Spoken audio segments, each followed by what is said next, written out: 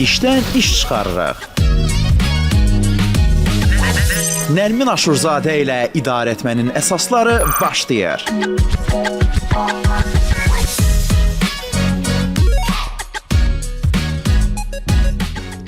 Salam, hər vaxtınız xeyir olsun. Yaxın 2 saat ərzində burada olacaq. Həm söhbətim insan resurslarının idarə edilməsi üzrə ekspert Orxan İsayevdir. Orxan, xoş gəlmisiniz. Necəsiz? Təşəkkür edirəm xanım. Yaxşıyamsınız.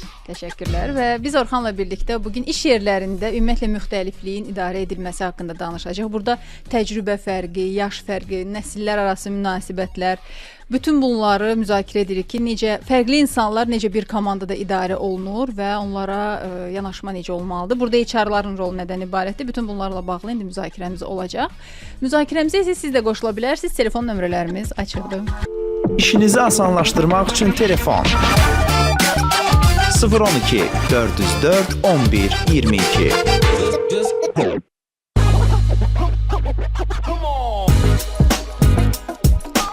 Məsələn, iş yerlərində müxtəliflik deyəndə mən o sadaladıqlarımı birinci hiss edirəm də, onları görürəm əsas fərqlər. Siz HR-ların gözündə əsas fərq nədən ibarətdir? Yəni biz iş yerlərində müxtəlif dediyimiz zaman bir neçə anlayış anlayırıq. Bunların içərisində yaş fərqləridir. İkinci, həmin şəxslərin fərqli təcrübələridir. Təbii ki, bunun içərisində eyni zamanda həmin şəxslərin xanım bəy olmasıdır. Yəni həmin şirkətin işdən bağlı profilinin fərqli olmasıdır. Fərqli təcrübələrin sahib olmalarıdır. Çünki yerlər var ki, xarici təcrübəyə sahib deyilsə, yerli təcrübə sahibdir. Eyni zamanda müəssisə daxilində, müəssisələrdə belə hər bir şəxs fərqli təcrübə yaşada bilər. Daha korporativ şirkətdə işləyənlər gəlib həmin müəssisədə işləyə bilər. Daha az korporativ olan müəssisədən gələn ola bilər. Təbii ki, burada startupdan işləyib gələnlər ola bilər. Sizin sevdikləriniz. Elə ola bilər. Siz doğrudan yaxşı elmas aldınız. Niyə elə hesab edirsiniz ki, onları idarə etmək çətindir, startupdan gələnləri? Ümumiyyətlə, günümüzdə belə deyək, startup layihələrini həyata keçirən şirkətlər qeyd etdiyimiz kimi azdır və həmin nəsil belə deyək, bizdə qeyd etdiyimiz kimi 97-ci, 2012-ci ildə əmək bazarına daxil olan nəsil olduğuna görə həmin şəxslərin təbii ki, hər hansı bir işdən yorulmaları daha çox olur və onlar uzun müddət şirkətdə saxlama daha çətindir. Çünki onlar daha çevikdirlər, daha fərqlilik istəyirlər və günümüzdə bir çox şirkətlərdə isə təbii çeviklik yoxdur. Hətta mən də ad çəkmək istəmirəm. Belə deyək, bəzi müəssisələr var ki, hətta onlarda misal üçün bu deyimiz agility, çeviklik və s. bunlar belə artıq tanınmış şirkətlərdə adla çəkmək doğru olmaz. Onlarda belə hazır rəhbərlik belə onunla bağlı layihələri dayandırıb. Yəni sizin həm söhbətlərinizdən bir də hətta o müəssisədə çalışır. Sadəcə məlumat çəksə. Yox, artıq hamımız başa düşdük söhbət kimdən və nədən gedir. Səncə niyə özünü doğrultmadı deyə? Düşünürəm ki, bəli, hər bir ölkənin ümumiyyətlə inkişaf mərhələsi var. Yəni istər bu iqtisadi cəhətdə ola bilər, istər mədəni cəhətdə ola bilər. Ona görə də düşünürəm ki, bu özünü doğrultmağa daha vaxt lazımdır. Yəni bizdə bəzi anlayışların tətbiq olunması üçün gərək həm digər inkişaf mərhələləri yəni icra olunmalıdır ki, sonra o mərhələyə gələk. Ona görə məncə yəni o dediyimiz çeviklik və ya müəyyən bir startup layihələrinin uğurlu həyata keçirməsi məncə vaxt lazımdır. Ekosistemə bağlı məsələlər var. Mən düşünürəm ki, təxminən 10 il çəkər ki, tam o uyğunlaşsın. Hər müəssisə müəyyən bir səviyyəyə çatsın, ondan sonra uğurlu fəaliyyət həyata keçirsin. Yəni mən burada çox şey danışa bilərəm. Yəni təbii ad çəkmədən. Yəni bizim bir çox böyük müəssisələrimiz var ki, hətta ad çəkmədən holdinqlər var ki, onlar bizim kənardan başqa da görsən, amma daxil olduğumuz zaman müəssisə görürük ki, elə deyil. Yəni bəs necədir əslində?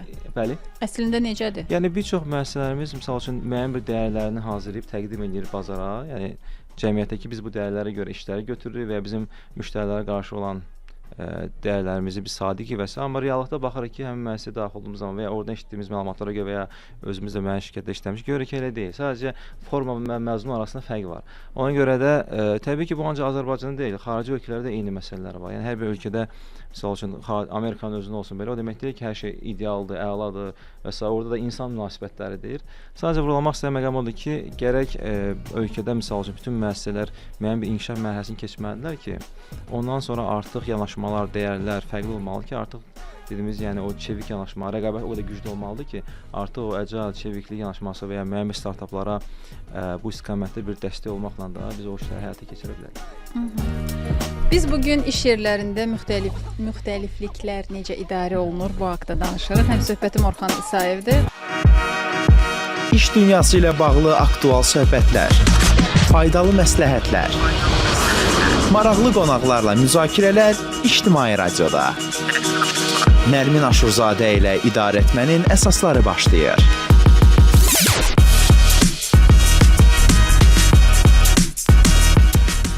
Komanda daxilində olan o müxtəlif yaş qrupları arasındakı insanlarda ən çox anlaşılmazlıqlar nə üstə yaranır? Gözəl sual. Siz mən bir giriş bununla bağlı verim. Yəni bildiyimiz ki, nəsillərlə bağlı bir bölgü var. Yəni bu baby boomer dediyimiz nəsil var ki, hansı ki, onlar artıq bu 45-ci müharibədən sonra 46-cı ildən 64-cü ilə qədər olan müddətdir ki, o həmin dövrdən bazına daxil olurlar. Qeyd etdiyimiz 65-ci ildən 80-ci ilə daxil olan bir nəsil X nəsli biz adlandırır onları. Eyni zamanda 96-cı ilə qədər, yəni 81-96-cı ilə qədər olan nəsil biz Y nəsli adlandırırıq və 98-dən deyək və 97-dən 2012-ci ilə daxil olan nəsil isə Z nəsli adlandırılır. Yəni bunların hər birinin daxil olduğu dövrdə fərqliliklər olur, iqtisadi cəhətdən fərqli olur. Məsəl üçün bunlar fərqli olduğuna görə yanaşmalar da fərqlidir. Biz belə qısa qeyd eləyək. Təbii ki, anlayırıq ki, həmin şəxslər, məsəl üçün deyək ki, 46-cı, 64-cü ən bazına daxil olan şəxslər daha çox sıxıntılar, çətinliklər görür, iqtisadi cəhətdən və s. Və həmin misal üçün şəxslərin xüsusiyyətindən ibarət ki, onlar daha çox iyerarxiya önəm verirlər, bir müəssisədə uzun müddət qalmağa önəm verirlər, rəsmi yanaşmalara, görüşlərə, iclaslara önəm verirlər. O dövrdə bildiyiniz kimi, o qədər e-mail, internet imkanları olmayıb. Və digər misal üçün nəsildə, sadəcə giriş olaraq qeyd edirəm, digər nəsildə, yəni X nəslində isə daha xüsusiyyətlə ibarət olub, artıq iş həyat balansına önəm veriblər. Yəni, bu da çox işləmək olmaz və s. Müqayisədə artıq work-life balance dediyimiz anlayışı keçiriblər. Bir növbəti, yəni Y nəslində isə insanlar artıq hər hansı işlərində məna axtarmağa çalışırlar. Yəni mən bunu öyrənirəm, mənə nə fayda verir və s. Və artıq Z nəslində isə daim inkişaf eləmək, yenilik, fərqlilik, özünü reallaşdırma, bu kimi yanaşmalar var. Və bunlar arasında təbii ki, bir çox fərqlər var. Misal üçün bizim öz ailələrimiz, yəni məsələn valideynlərimiz belə istiqamlı internet dövründə olmayıblar. Yəni ki, əmək bazarına daxil zaman internet dövründə olmayıblar. Ondan sonra artıq internet gələndən sonra kompüterdən istifadə etmək, e-maildən istifadə etmək və digər imkanlar bir qayda olaraq onlar çətin olub. Və ona görə də onlara daha çox rəsmi görüşlərə önəm veriblər. Amma indiki misal üçün bildiyimiz kimi Z nəslində daha çox Teams üzərində hər hansı məsələ var, həll olmalıdır. Teams üzərində görüşlərdir. Bir əvvəlki nəsildə isə daha çox həmin görüşlər hansı şəkildə idi? Yəni üz-üzə görüşmələr daha çox olurdu və ən axırıncı, yəni dediyimiz X nəslində isə daha çox e-mailləşmə olurdu. Yəni sadəcə yanaşma bundan ibarətdir ki, bunların kommunikasiya prosesində belə fərqlər var. Qərarvermə prosesində belə fərqlər var və ona görə də hər bir günümüzdə, yəni hər deyək ki, 3 və ya 4 nəsil olan şəxslərin əmək bazarında fəaliyyəti fərqlidir, çətindir. Çünki hərəsi fərqli təcrübəni görüb. Güman ki, yəni bizdən sonrakılar da bizə bəz qəribə baxacaqlar. Yəni bu cür düşünürəm qısacası. Bəs əməkdaş kimi sizcə hansı nəsil daha effektivdir? Mən deyərdim ki, effektivlik... Və ya olub, indi tarixə baxsaq. Yəni, effektivlik məncə nədən asılıdır əslində? Müəssisə hədəflərinə çatmaqdan asılıdır, düzdür. Əgər müəssisənin fəaliyyət istiqamətindən asılı olaraq dinamik bir mühit tələb edən bir müəssisədirsə, daim rəqabətli olan bir müəssisədirsə, təbii ki, burada daha çevik davranmaq tələb olunursa, daha uğurlu nəsil olaraq YZ nəsli olar. Çünki daha çox internetləndir, eyni zamanda qeyd etdiyimiz kimi onların bir çox məsələnin həlli uzun proses deyil, burada bürokratiya çox olmur və s. Mən deyərdim ki, bu rəqabətdən sonra dəyişir. Elə müəssisə var ki, o müəssisə əgər rəqabət müəssisə deyilsə, həmin müəssisələrdə X, Y belə, yəni nəslin əməkdaşları, baby boomerların X nəslin əməkdaşları olmağa uyğun ola bilər. Bu müəssisəyə məncə baxır qərar vermə prosesindən. Yəni rəqabət dövlət müəssisələrinin çoxunda mən düşünürəm ki, əsas hallarda çeviklik o qədər olmur və daha çox baby boomer nəsli və X nəslinin daha belə effektiv ola bilər. Çünki müəyyən bir planlar yəni yuxarıdan verilir bu şəkildə. Gərək yəni o artıq bağlı nəyə? Müəssisənin özünə. Rəqabət olan müəssisələrdə tez-tez qərar vermək, dəyişmək, çeviklik tələb edən müəssisələrdə kommunikasiya üzbəyüz olmalıdır, görüşlər olmalıdır, tez qərar verməlidir. Bu yəni misal üçün baby boomer və X nəslinə uyğun olmadığına görə, yəni o tip müəssisələrdə təbii ki, bizə ümumiləşdirmə etməyə də tamamilə uyğun deyil də demək sanki bir qədər doğru deyil. Mən belə deyərdim. Təbii ki, əgər həmin müəssisələrdə keçid yoxdursa, daha çox qərarlar belə deyək, ancaq üst rəhbərlik bir qərar verir və onu hamı reallaşdırmalıdırsa, bunun müzakirəsi olmursa, bu daha çox qeyd etdiyimiz kimi, yəni baby boomer və X nəslinə daha çox xasdır. Çünki səlahiyyət çox verilmir və effektivlik onun ölçək. Yəni rəhbərlik məndən müəyyən bir tələb irəli sürdüm, onu icra elədim. Amma məsəl üçün digər qeyd etdiyimiz yəni nəsillərdə elə deyil. Yəni orada artıq rəhbərlə görüşdü, bir rəhbər mütəxəssisdən belə fikir ala bilər, ala bilər və müəyyən bir strategiyasında dəyişikliklər edə bilər. O baxımdan yəni düşünürəm ki, təbii mütləq demək olmaz, amma böyük bir faizlə baxsaq reallıq bu şəkildədir yəni. Məsələn, sizə bir HR kimi necə müəssisədə çalışmaq daha rahatdır? səlahiyyətlərin yuxarıdan verildiyi, yoxsa fikirlərin soruşulduğu? Gözəl sualdır. Əslində dinamik insan olduğuma görə mənim üçün daha önəmli oldu ki, mənə tam səlahiyyət verilsin.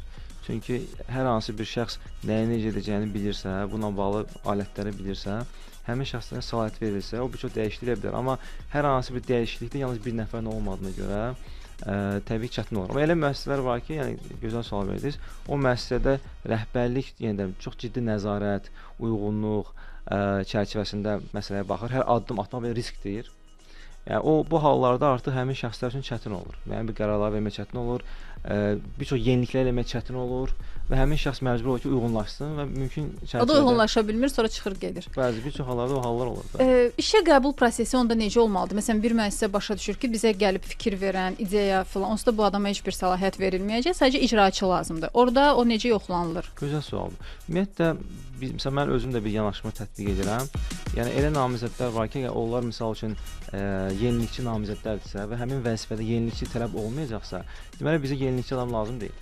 Bizə daha çox pasiv adam lazım. Yəni tapşırıq verilsin, o icra eləsin. Ümumiyyətlə işçi tipajları var. Yəni bu tipajların biri misal kimdir? Həmin şəxs karyeristdir. O müəssisədə karyer imkanları olmayacaqsa həmin vəzifə üzrə, yəni həmin şöbədə onu götürmək real deyil. Və məsələn elə şəxslər var ki, adamlar nədir? Yenilikçi insanlardır, öyrəndiyi təcrübəni paylaşmaq istəyir müəssisə töhfə vermək istəyir, onun reallaşmasını görmək istəyir, onunla motivasiya olur. Əgər həmin şöbədə bu olmayacaqsa, həmin şöbə belə statik bir şöbədirsə, və düşünün ki, məsələn bir müəssisədə həmin müəssisə kargüzarlıq şöbəsi var, katiblik şöbəsi var. Yəni düşünün, yəni dokument kontrol sənəd dövrəsi. Bu şöbədə ciddi bir yenilik ola bilməz. Ona görə bizə həmin şöbəyə bir yenilikçi adam götürməmiz real olmayacaq. Amma misal üçün əgər rəhbərlik müəyyən bir sahəyə önəm verirsə, müəssisə əsas fəaliyyət istiqaməti üzrə misal üçün istehsalat və s. o hallarda rəhbərlik dəstəkləyirsə, önəm verirsə, həmin sahədə yenilikçi şəxslər cəlb etmək maraqlı olar. Yəni belə insan varmı ki, özü gəlir deyir ki, mənə stabil lazımdır, yenilikçi deyiləm, elə eyni pozisiyada qalım, ömür boyu da burada çalışım. Belə istəyirəm. Ümumiyyətlə mən belə deyərdim. Real baxsaq, hətta bizim indi öz valideynlərimiz bir müəssisədə bəlkə də 20-30 il çalışıb da. Yəni mən öz adıma deyirəm. Amma artıq pensiyaya çıxıb da, yəni onlar hələ də elə düşünürlər. Yəni mən belə deyərdim. İndi o təbii ki, o dövrdə önəmli nə olub? Yəni əsas odur ki, maddi əmək haqqım olsun, sağ qala bilim. Düzdür, yəni bir maddi təminat məsələləri daha çox real olub. Günümüzdə isə düşünürəm ki, o insanlar ki, hansı qərar vermə baxımından həmin şəxsə qərar vermədən qorxurlar, stabil insanlardır, bilik bacarıqları zəifdir. Həmin şəxslər belə deyir, düşünün ki, heç olmasa bu vəzifədə qalım, vəzifədə irəliləyişim, okey, 3 ildən biri olsun, 4 ildən biri olsun. Amma ümumən baxanda təbii ki, gənc nəsildə elə hal deyil. Gənc nəsil tez zamanda öyrənib, tətbiq edib, yuxarı vəzifəyə qalxıb, yəni bu şəkildə davranır. Bax, siz necə müəyyən edirsiniz ki, bu adam karyerada inkişaf istəməyəcək, yəni tələbləri sabah olmayacaq? Bir də gələn namizəd necə başa düşsün ki, bu pozisiyada, bu şöbədə inkişaf olmayacaq? Gözəl sualdır. Biz insan resursları əməkdaşı təbii ki, hər bir şöbə haqqında, hər bir struktur əmək haqqında məlumatı olmalıdır. Yəni müəssisənin rəhbərliyi nə gözləyir həmin şöbədən, bunlara məlumatı olmalıdır. O ki qaldı ki, biz necə bilək ki, bu namizəd ümumiyyətlə maraqlıdır, maraqlı deyil. Biz namizədin əvvəlki müəssisələrdə onun motivasiyanın amili nə olub o müəssisədə qalmağa? Həmin müəssisədə hansı töhfələri olub?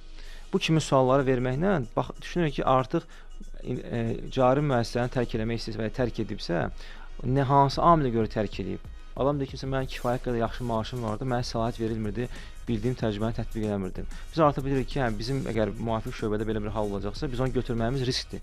Çünki həmin adam çox şirkətdə qalmayacaq. Ona görə artıq onun əvvəlki müəssisədə icra etdiyi fəaliyyətlər və həmin müəssisədə uzun müddət qaldığı halda onun müəssisədə saxlayan amillər nə olub və bizim müəssisə gəldiyi zaman nə gözləyir, gözləntilərini öyrənirik. Ondan sonra hətta olubsa həmin şəxs vəzifə tələblərinə cavab verir. Yəni onun təhsili, təcrübəsi, deyək ki, kifayət qədər səriştəyə sahibdir, amma onun müəssisə ilə bağlı gözləntiləri ziddiyyət olduğuna görə biz təbii ki, həmin şəxsə müsbət rəy vermirik.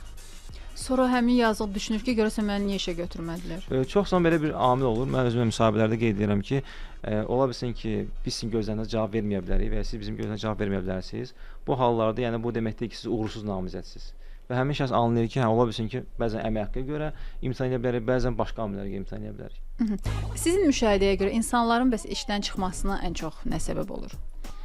Bu da hər bir şəxsə dəyişdiyinə görə, mən düşünürəm ki, hər bir şəxs istəyər ki, yaxşı rəhbərlə işləsin və əgər rəhbər onu sıxırsa, o tab gətirə bilmirsə, ona dəstək olmursa və s. o çıxır. Yəni elə insan var ki, yenilikçi insandırsa, istəyir ki, rəhbər onu inkişaf etdirsin, təlimləri göndərsin, öyrətsin, yol göstərsin, mentorluq eləsin. bu istiqamətdə bir dəstək istəyir, karyera imkanları açsın ona. Əgər həmin rəhbər onu bu imkanları vermirsə, o maraqlı olmur. Yəni bu təbii ki, səviyyələndirə bilər. Fəhlə kateqoriyası önəmli olan nədir? Birinci maaşı fokuslasın ki, mənim maaşım artımı olsun, mənim burada perspektivim olsun, amma ya yuxarı doğru qalxdığımız zaman anlayır ki, birinci dərəcəli təbii ki, məqam həmişə əmək haqqı deyil. Həmin şəxsin özünü reallaşdırma imkanlarıdır. Bu da şəxsdən şəxsə yenə dəyişəcək. İstənilən bir adam təbii ki, ancaq maaşla motivasiya olunur. Həmin şəxsə verilən səlahiyyətlərdir, həmin şəxsin rəhbər vəzifəsi keçməyidir, həmin şirkətdə öyrənmə imkanları olmalıdır. Yəni bu imkanlar olmalıdır ki, yaxşı olsun. Mən deyirəm ki, ən kökündə belə bir yanaşma deyə bilərik. Əslində korporativ mədəniyyətdə 3 səviyyə var. Nə deməkdir bu? Yəni ilkin səviyyədə minimum nələr olmalı ki, işçi şirkətdə qalsın.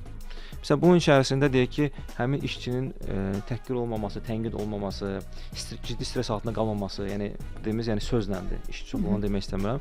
Bu prosesdə ciddi problemlər varsa, adamlar çox şirkətdə qala bilmir. Hətta razı ki, işdən çıxsın. Yəni işsiz qalsın, amma bu yəni gərginliyi, stresi, hörmətsizliyi görməz. Bu birinci mərhələdə budur. Digərləri? İkinci mərhələdə isə şəxslər üçün önəmli olan məqam nədir? Amil olaraq. Əmək haqqı olsun, inkişaf imkanları olsun, həmin şəxslər komanda mühiti daha yaxşı olsun, yəni mühit olaraq bir-birindən qruplaşmalar olmasın. Bu ikinci mərhələdir. Üçüncü mərhələdə isə artıq ən önəmli mərhələ odur ki, hər hansı bir müəssisə rəhbərinə mən hər hansı bir şikayətim olduğu zaman belə mən və ya təklif olmadığı zaman rahat çıxa bilim. Yəni birbaşa rəhbərlə görüşə bilim.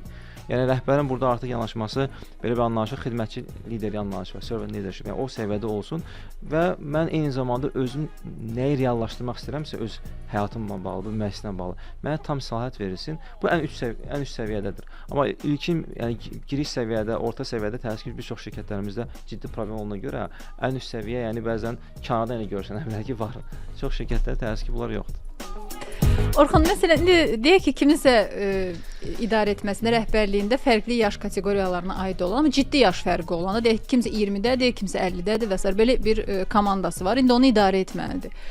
Burada düzgün yanaşma necə olmalıdır və xüsusən də həmin insan yeni təyin olunubsa, artıq çoxdan təyin olunan özü bilir. Yeni təyin olunan mütəxəssis yoxsa rəhbərdir? Yox, rəhbərdir. Yəni rəhbərdir, az yaşlıdır deyək. Digər işlərin müqayisədə olsun. Yəni deyək ki, rəhbərin məsəl üçün 35 yaşı var, amma onun komandasında, onun şöbəsində deyək ki 35 az yaş hesab olunur. Bu günün ən gözəl xəbəri idi. Yəni baxır artıq kim necə yanaşır. Bəzən elə müəssisə var ki, 35 yaşlı rəhbərdir, amma onun tabiçində 50 yaşlı adam var. Məsəl üçün yəni işçi var belə deyək. İndi artıq necə baxılırsa, deyərdim ki, bir çox hallarda müəssisələr belə qərar verir ki, həmin adamı götürməsinlər. Çox zaman reallıq bundan ibarət olur. Amma o müəssisələr ki, hansı ki yeniliyə açıqdırsa və həmin işlərə çatdıra bilər ki, baxın, sizin daha gənc bir şəxs gəlir, o sizin müasir alətlərdən, texnologiyadan istifadə imkanlarından istifadəni sizə öyrədəcək, sizə dəstək olacaq və s. Və biz planlaşdırırıq ki, siz də müəyyən biliklərə sahib olursunuz, siz başqa bir vəzifəyə keçirdək. Yəni bu sizin üçün bir şansdır. Yəni bunu kommunikasiya eləyib bu imkanları təmin edə biləcəksə, çünki həqiqətən bizdə də məsəl üçün 2000-ci, təxminən 10-cu illərdə bir çox müəssisələrdə bu hallar olub. Yəni biraz üzr istəyirəm, yaşlı nəsillə bağlı deyə və ya əvvəlki nəsli yavaş-yavaş işdən çıxartmaq və ya ən azından rəhbər vəzifə gətirməyib daha təzə qan, daha çox ciddi təcrübəyə sahib olan, müasir alətləri, texnologiya bilən, internet və digər resursları yaxşı bilən şəxsləri gətirilən zaman onlara bu imkanı verilmiş ki, baxın, bu artıq dəyişir, yeni bir nəsildir. Biz müəssisə olaraq da artıq dinamik bir mərhələyə keçirik. Bu baxımdan əgər siz öz yerinizdə qalmaq istəyirsinizsə, yəni müqaviləni dayandırmaq məsələsi olmasını istəyirsinizsə, siz gərək uyğunlaşasınız və təbii ki, sizdən daha az yaşlı şəxslər rəhbər gəldiyi halda sizin inkişafınız olaraq töhfə verəcəksiniz, yeni biliklər öyrənəcəksiniz, artıq bazarında rəqabət qabiliyyətli ola biləcəksiniz. Çünki bizdən çıxsaz, yenə sizin iş imkanlarınız daha çətin olacaq və özümüz yəni məncə qəbul edərik ki, hətta bir çox dövlət qurumlarında, hətta xəstəxanalarda, klinikalarda belə şəxslər var ki, ancaq kompüter bilikləri bacarıqlı olmur. Yəni rəhbər şəxslər üzərində təyin olunub, daha alətlərin istifadə ona öyrədilib və həmin şəxslər artıq qəbullanıblar. Yəni biz burada qala bilərik. Kimə daha çətin olur? O az yaşlı rəhbərə, yoxsa yaşı çox olan insana qalıb özündən qat-qat yaşca kiçik insanla çalışmaq? Gözəl sualdır. Düşünürəm ki, bu şəxsdən şəxsə dəyişə bilər, amma ümumən baxsaq rəhbər şəxs hansı ki, yaşlı şəxs uzun müddət eyni cür yaşayıbsa, eyni cür işləyibsə, üzr istəyirəm, həmin müəssisədə ona yeniliyə açıqlıq daha çətin olacaq. Yəni daha çətin ola bilər.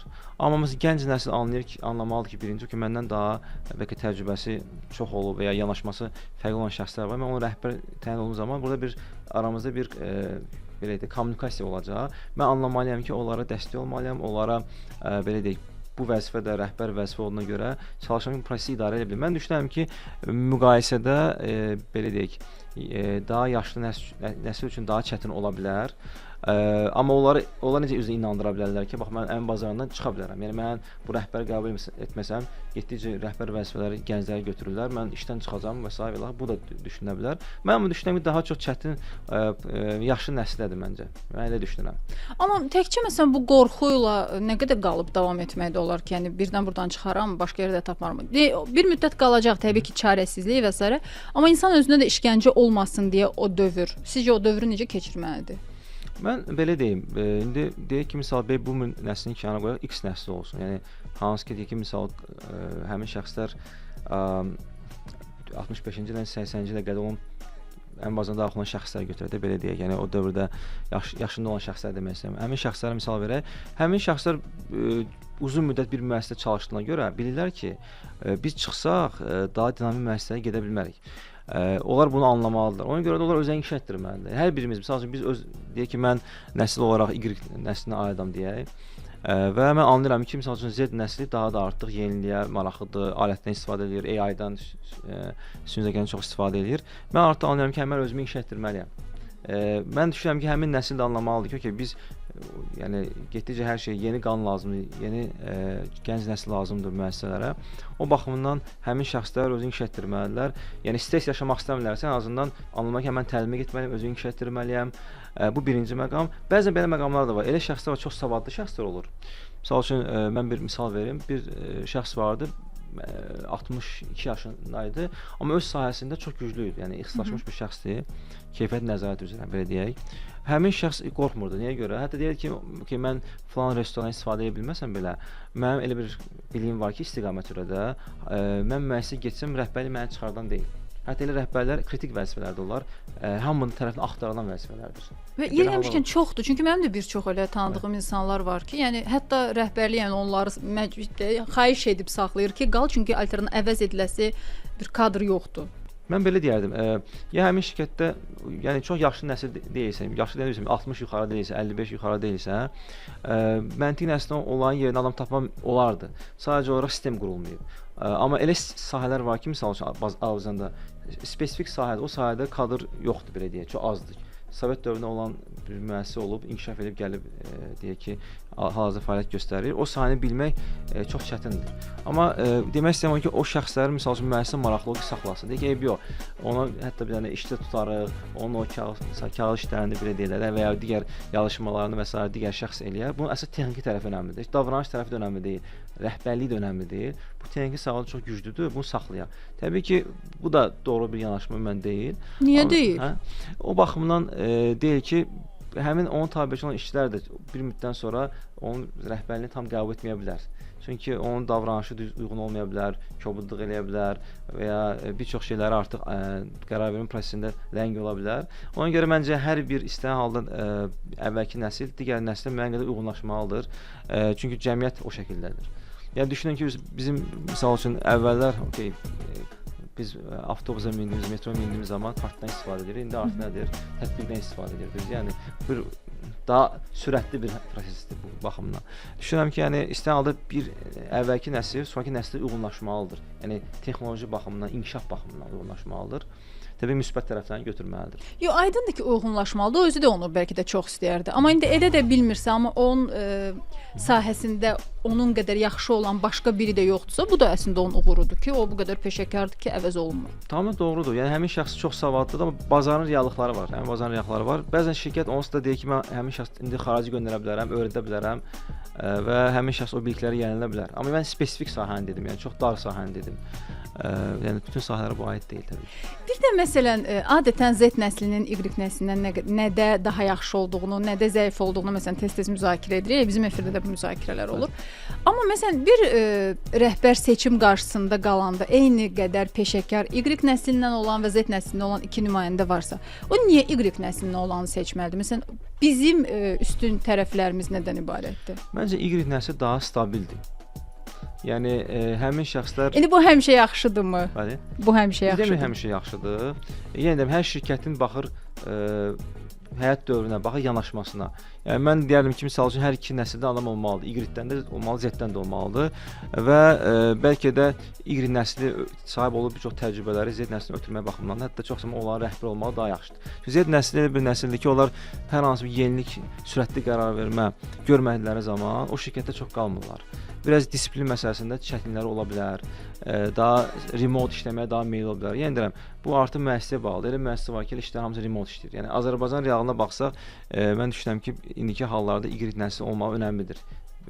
Çünki həmin nəslin ağzına daha biraz disiplin, nizam, intizam dözən lazımdır da. Bəli, Bir nəfər lazımdır ki, dözsün. Çünki bizdən də bir yuxarı rəhbərlik əgər hansı tipajdadırsa, nəzərə alsaq, yəni dözümsüz insanlar şirkətdə çox qala bilmir. Amma yenə deyirəm, elə müəssisəyə gedə bilər ki, həmin şəxs rəhbəri də daha cavandır, daha gəncdir və həmin şəxs razıdır ki, mən o rəhbərin tabiətini işləmişəm, onsuz da eyni nəsildəyik belə deyək. İndi məsələn nəzəriyyədə tez-tez deyilir ki, bir komanda yığılanda diqqət etmək lazımdır ki, fərqli düşüncələrdə, fərqli xarakterlərdə olan insanlar olsun da o komanda daxilində. Amma mənə elə gəlir ki, təcrübədə bu belə olanda o komanda həmişə effektiv olmur. Əksinə lazımdır ki, sanki bir-birinə daha çox bənzəyən insanları bir yerə yığıb onlarla yaxşı nəticə əldə etmək mənə elə gəlir ki, daha uyğun olur. Siz nə müşahidə eləmisiniz? Belə götürək. Əslində bunu gündəlik iş prosesinin kənarına qoysa, insan münasibətlərini keçirsə, gündəlik həyatımızda bizim bəzən uğurlu olmağı təsvir edən amil nədir? Eyni xarakterdir, yaxın xarakterdir ən azından. Kəskin xarakteri fərqli olmayan insanlarla biz daha çox yola gedə bilirik. Real götürək. Yəni ailə də belədir. İş həyatını kənara qoysa, məsələn, kəskin xarakter yola getmirlər. Nə baxımdan demək istəyirəm? Yəni tam fərqli bir xarakteri.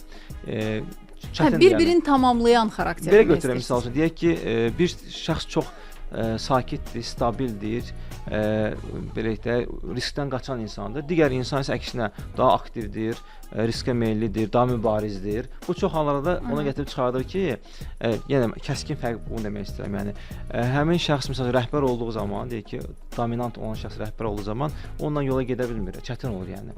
Bir şey anlamalıyıq ki, əslində bəli, mən nə qədər oxşarlıq olsa o qədər yaxşıdır, amma hər bir tipajın özünün çalışmayan cəhətləri var. Məsələn, dominant tipajlı olan bir rəhbər şəxs riskə çox gedir, hər şey risk eləyə bilər. Daha tez qərar verə bilər, daha tez səhv addım ata bilər. Amma digərləri daha stabil. İstənilən halda deyərəm ki, mən tam fərqli olmanın tərəfdarı deyiləm.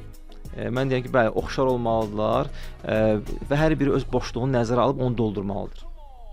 Yəni hər bir tipaj, məsəl üçün, mənim fikrim budur ki, yaxşı rəhbər olan şəxs dominant olmalıdır. Mənə görə dominant və uyğun olmalıdır. Təbii müəssisə dəyişə bilər. Əgər biz rəqabət aparan bir müəssisə isə və yeni qərar vermək lazımdırsa, ümumiyyətlə hər hansı bir işçi gəlib nəsə bir təklif irəli gəlirsə, dominant olmayan rəhbərdən uğurlu rəhbər olmur.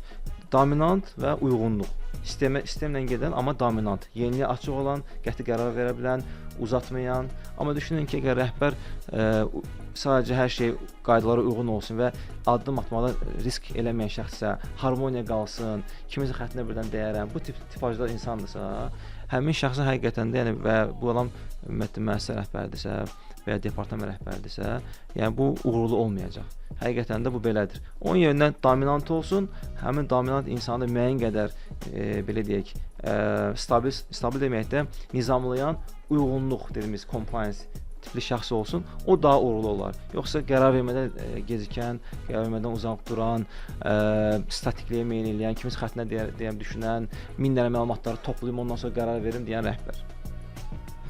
Yəni mən şəxsən bunu real olaraq yəni deyə bilərəm ki, indiki günümüzdə bunu tələb edir.